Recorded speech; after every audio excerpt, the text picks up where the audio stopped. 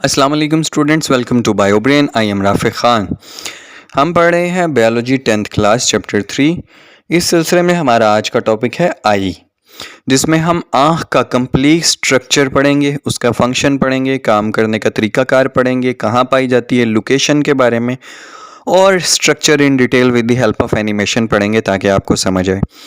लेकिन बेटा एक चीज़ जो मैं आपको बताना चाहूँगा कि कोई भी लॉन्ग क्वेश्चन, क्योंकि ये बहुत इंपॉर्टेंट लॉन्ग क्वेश्चन है, इससे पहले ब्रेन था जो कि मुश्किल भी था और इम्पॉर्टेंट भी था, उसके अलावा आगे जाके ईयर आएगा, पूरे पूरे स्ट्रक्चर्स हैं यहाँ पे। ये आपकी बेसिक जो है ना बना रहे हैं, मैट्रिक में बेसिक्स बनती हैं। अगर आपने आगे डॉक्टर बनना है या जोलॉजी में जाना है या कोई भी बायोलॉजिकल फील्ड को पकड़ना है, बायोटेक्नोलॉजी में जाना है, नर्सिंग में जाना है, तो आपको अभी से ये अपने कॉन्सेप्ट क्लियर करने पड़ेंगे। और मैं हमेशा से ये कहता हूँ कि लॉन्ग क्वेश्चन को याद करने का या मेमोराइज़ करने का अच्छे तरीके से सबसे अच्छा तरीका ये होता है कि जिस क्वेश्चन में डायग्राम हो, क्वेश्चन को मेमोराइज़ करने से पहले उसके डायग्राम को मेमोराइज़ किया जाए, उसे कॉपी पे ड्रॉ किया जाए 1 से 2 बार 3 बार, उसकी लेबलिंग याद की जाए, एक साइड से शुरू होकर दूसरी साइड की तरफ स्टार्टिंग से एंड तक उसकी लेबलिंग को याद किया जाए, 3 से 4 दफ़ा कॉपी पे ड्रॉ किया जाए।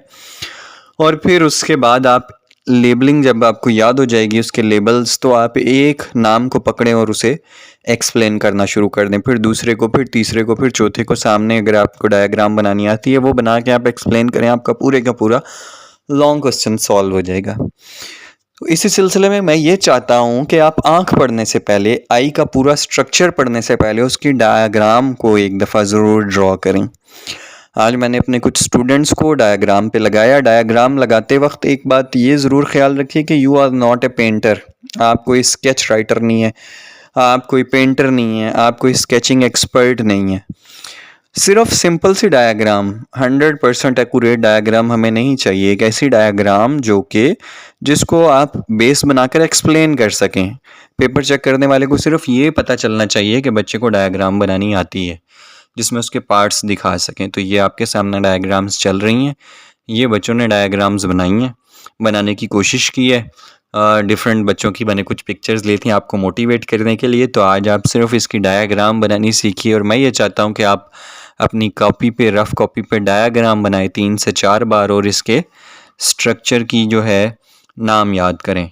यानी कि प्यूपल किधर है, कॉर्निया किधर है, आइरस कौन सा है, लेंस कौन सा है, aqueous humour, vitreous humour, fovea, blind spot, optic nerve, cornea, choroid, sclera, retina, ये सब क्या चीज़ें हैं, सस्पेंसरी लिगामेंट, सिसिलरी मसल्स। आपको अगर ये डायग्राम में सब याद हो जाते हैं तो फिर उनको याद करना कोई मुश्किल नहीं है।